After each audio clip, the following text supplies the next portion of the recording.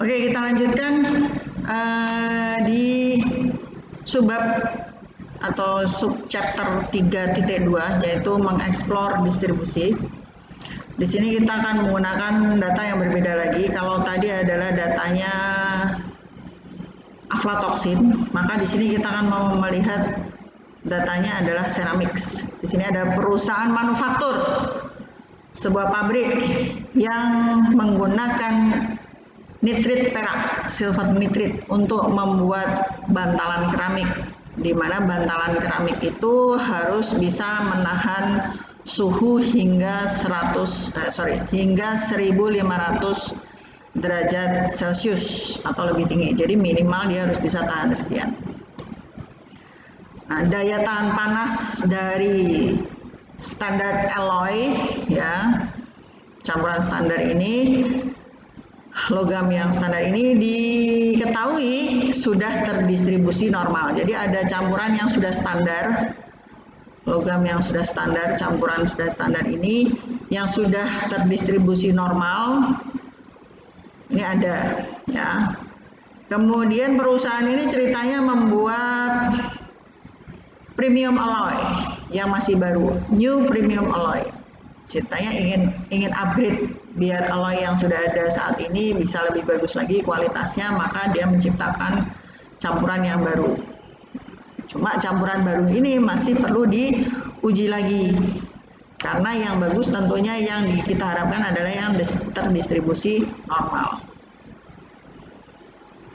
Sementara yang baru ini distribusinya masih belum tahu. Oke, kita lihat di sini data yang kita gunakan ada ceramics. Ceramics kita buka, yang tadi kita keluarkan dulu ya. Ceramics.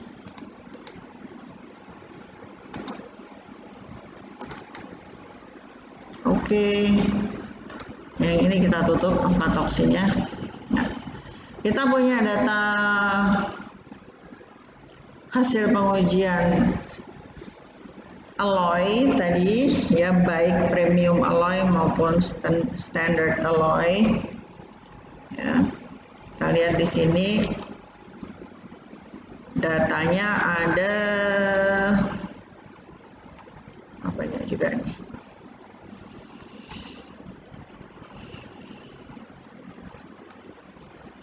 Ada 480. Anda jangan terkecoh dengan 960 sini ya. Ini cuma ID-nya saja. Tapi yang digunakan di sini adalah 480. Lab-nya ada 8, batch-nya satu lab 1212.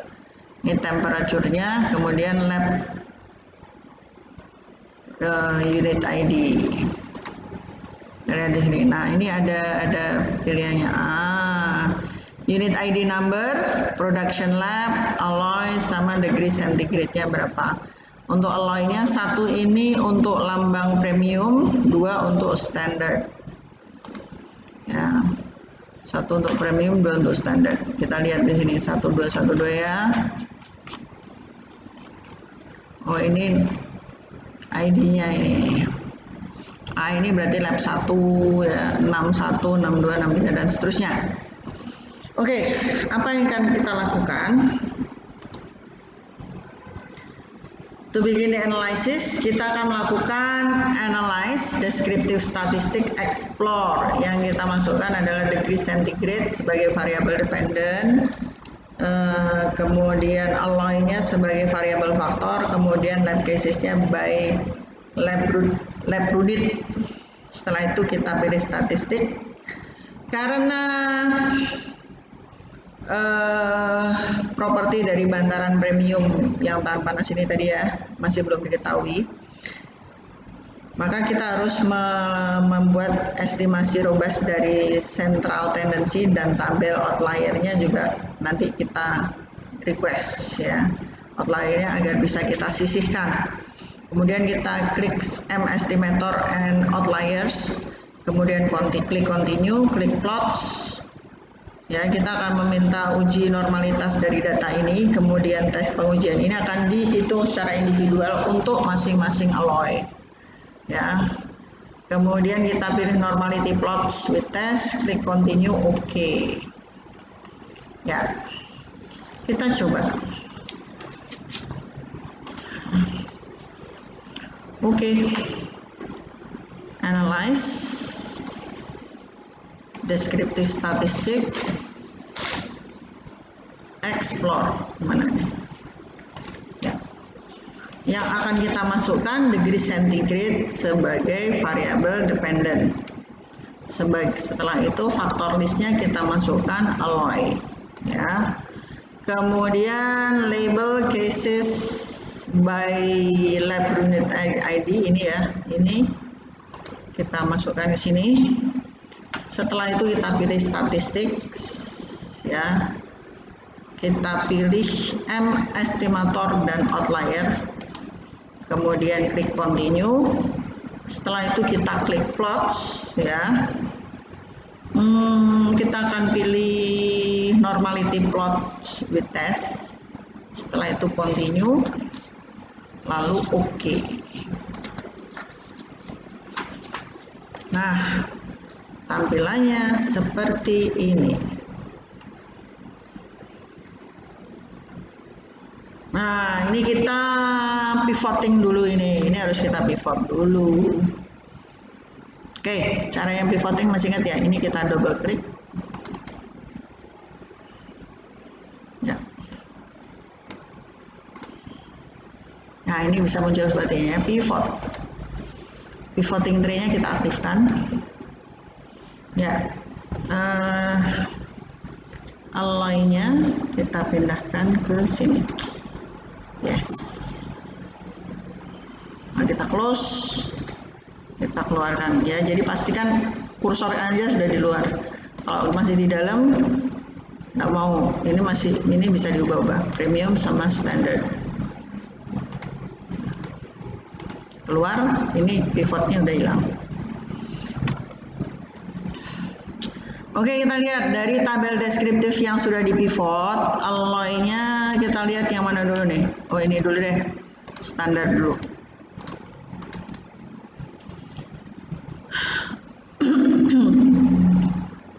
Kita lihat min, trim min, ya, dan median.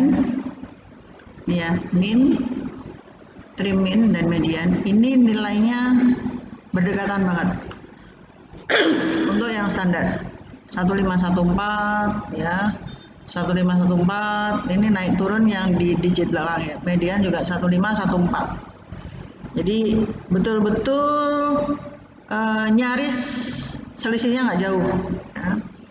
Kemudian kita lihat skewness dan kurtosis ini juga mendekati 0 ya, dekat banget sama 0, sehingga kita bisa menyimpulkan sementara ini bahwa heat resistance atau daya tahan terhadap panas dari bantalan yang standar, bantalan yang lama ya, ini sudah terdistribusi dengan normal. Nah, sekarang kita lihat ini yang standar ya. Kita double klik, kita lihat yang premium. Nah, ini ceritanya, kalau yang tadi kan 1514, sekarang kita lihat di sini 1540. Jadi perusahaan ingin meningkatkan yang tadinya daya tahannya itu hanya berkisar 1514, itu bisa naik ke 1540-an. Tapi ternyata selisihnya besar. Ya, kalau tadi angkanya di sini standar sama semua 1514, yang berbeda hanya digit di belakang.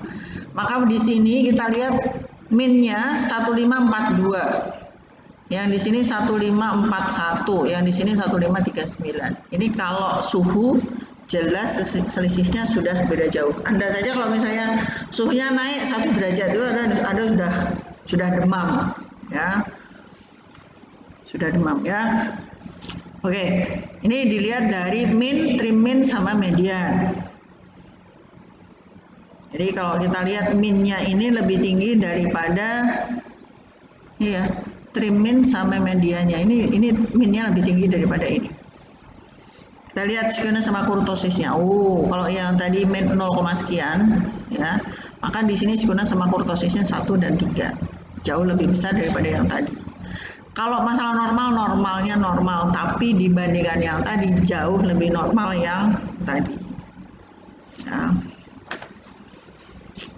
Oke, Kita lanjutkan ke mana, robust tes.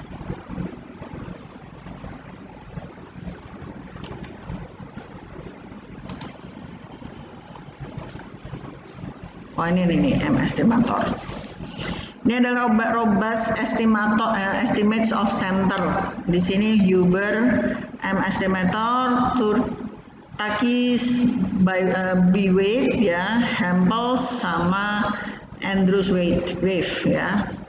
Dalam kasus ini ya, estimasi robust dari bantalan premium itu mendekati median ya.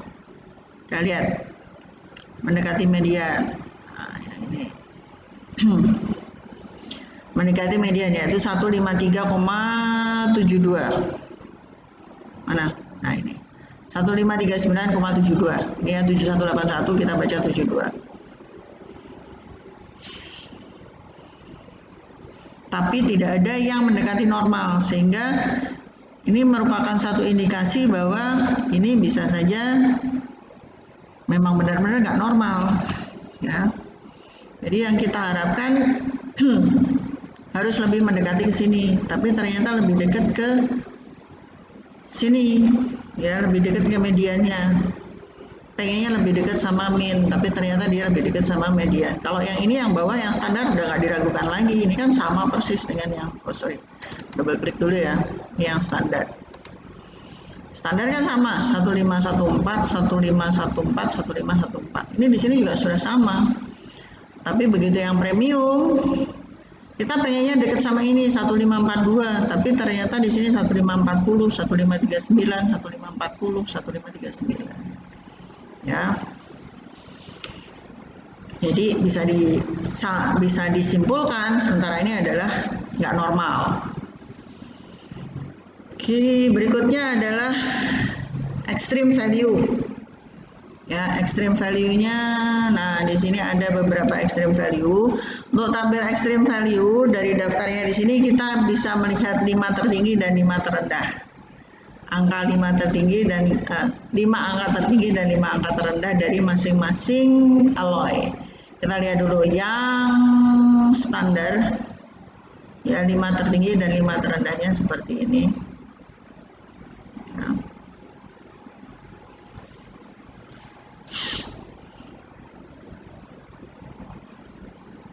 Ya, di sini dijelaskan. Nah tadi, ini sudah kelihatan jauh nih.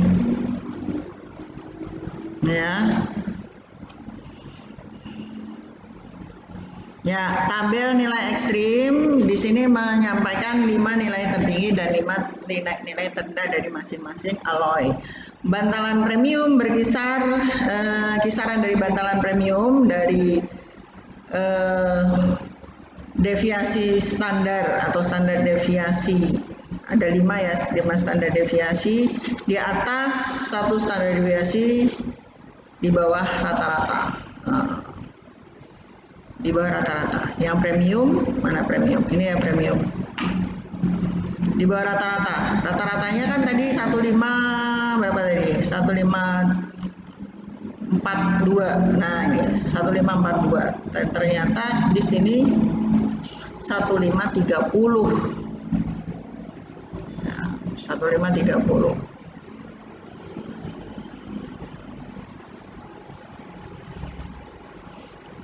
Tapi ini berarti sebetulnya bagus kalau dibandingkan dengan yang lama. Artinya yang lama itu dia rata-ratanya adalah 1514, yang di sini 1530.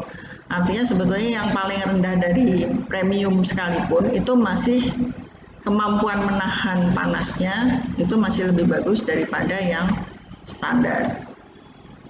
Ya. Tapi yang kita cari kan yang stabil ya. Nah, pertanyaannya, apakah distribusinya normal? Nah, uji normalitas di sini kita melihat dari kurva normal data sesungguhnya untuk menentukan apakah fit atau enggak. Jadi kalau dari uji di sini ya. Nah, ini sama kan?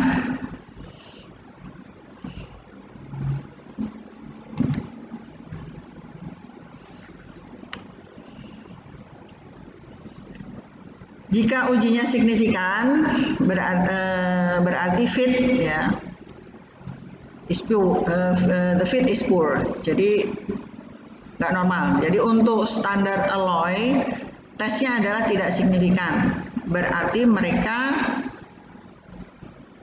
kurva normalnya bagus ya. Sedangkan yang premium alloy tesnya signifikan, berarti kurva normalnya jelek atau tidak memenuhi kurva normal. Yang kita harapkan yang bagaimana? Yang kita harapkan adalah yang nilai ini di atas 0,05. Ini ya, nilai ini dan nilai ini, kelihatan kan? Ini sama ini, itu kita harapkan di atas 0,5. Itu yang berdistribusi normal. Kalau di bawah 0,05 berarti distribusinya nggak normal. Masih tetap lebih bagus yang standar sejauh ini ya. Oke, kemudian untuk stem and leaf plots menggunakan nilai data orisinal untuk mendisplay bentuk dari distribusinya ya, nanti silahkan Anda baca. Nah ini kemudian ada plot Q and Q. Yang kita harapkan untuk plot yang ini, yang normal yang seperti apa? Ini juga kelihatan kan ini. Kalau yang bagus, ini datanya yang banyak yang di tengah-tengah. Ternyata yang banyak yang di pinggir atas. Ya, kalau yang ini, yang kita harapkan datanya bisa nempel di garis yang lurus ini, itu yang kita harapkan. Tapi ternyata dia nggak nempel bener ya, deviate markedly from that line. Jadi agak melenceng sedikit ya, terutama pada saat temperaturnya mengalami peningkatan. Ada melenceng di sini. Nah di sini melenceng. Oke. Nah, sebagai ringkasan untuk prosedur explore tadi ya, simpulannya bagaimana untuk dengan menggunakan prosedur explore ini, kita bisa mendapatkan informasi bahwa alloy yang premium tadi atau premium alloy tadi memiliki distribusi yang berbeda dari yang standard alloy. Nah, sebagai catatan, ini catatan yang positif ya, yang bagus. Kalau tadi Anda masih ingat ya, yang premium alloy yang baru itu kemampuan menahan panasnya itu masih lebih tinggi daripada yang standard alloy, meskipun apa namanya dia tidak terdistribusi normal ya. Ini ya, kalau masih ingat ya, ini mana tadi. Nah, oh ini, nah ini kan,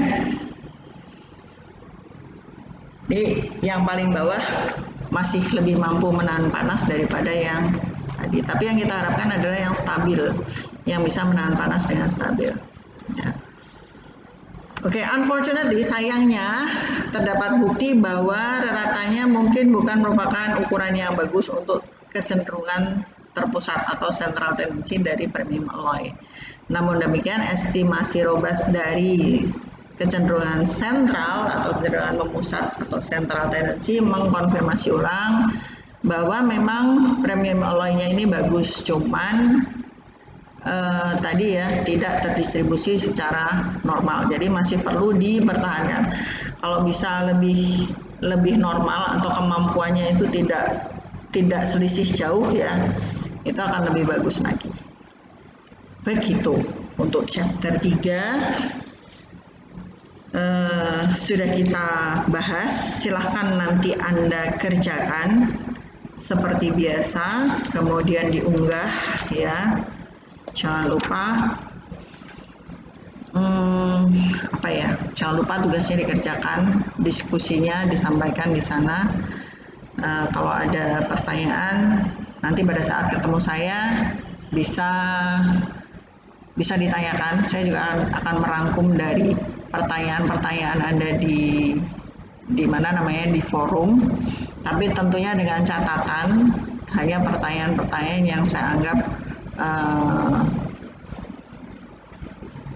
layak untuk dijawab. Ya, kenapa kok saya anggap layak untuk dijawab? Ada pertanyaan-pertanyaan nggak layak, artinya itu materi semester kemarin, harusnya Anda masih ingat. Ya, seperti misalnya tanya tentang standar deviasi itu apa, gimana cara mengukurnya, itu sudah kita lewati. Ya, terlepas dari apakah itu dosanya saya atau enggak, Anda harusnya masih ingat, dan itu merupakan dasar kita mengerjakan statistik 2, ya, atau statistik inferensial.